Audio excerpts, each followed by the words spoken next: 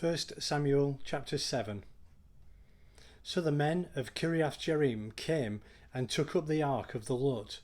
They took it to Abinadab's house on the hill and consecrated Eleazar his son to guard the ark of the Lord. It was a long time, 20 years in all, that the ark remained at Kiriath Jearim, and all the people of Israel mourned and sought after the Lord. And Samuel said to the whole house of Israel, "If you are returning to the Lord with all your hearts, then rid yourself of the foreign gods and the Ashtoreths, and commit yourselves to the Lord, and serve him only, and he will deliver you out of the hand of the Philistines." So the Israelites put away their Baals and Ashtoreths, and served the Lord only. Then Samuel said, "Assemble all Israel at Mizpah, and I will intercede with the Lord for you." When they had assembled at Mizpah, they drew water and poured it out before the Lord.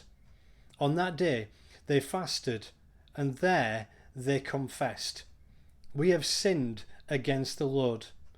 And Samuel was leader of Israel at Mizpah. When the Philistines heard that Israel had assembled at Mizpah, and the rulers of the Philistines came up to attack them, and when the Israelites heard of it, they were afraid because of the Philistines.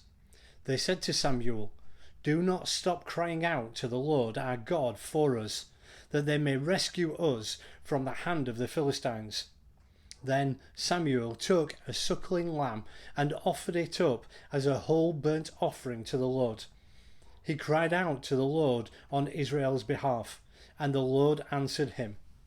While Samuel was sacrificing the burnt offering, the Philistines drew near to engage Israel in battle.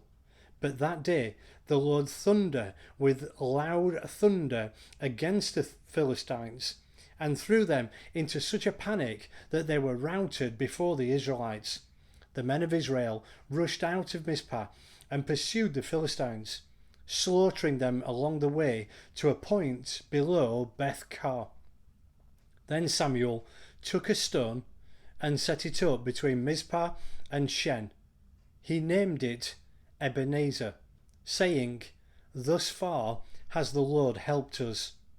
So the Philistines were subdued and did not invade Israelite territory again. Throughout Samuel's lifetime, the hand of the Lord was against the Philistines. The towns from Ekron to Gath that the Philistines had captured from Israel were restored to her, and Israel delivered the neighbouring territory from the power of the Philistines, and there was peace between Israel and the Amorites. Samuel continued as judge over Israel all the days of his life. From year to year he went on a circuit from Bethel to Gilgal to Mizpah, judging Israel in all those places. But he always went back to Ramah, where his home was, and there he also judged Israel, and he built an altar there to the Lord.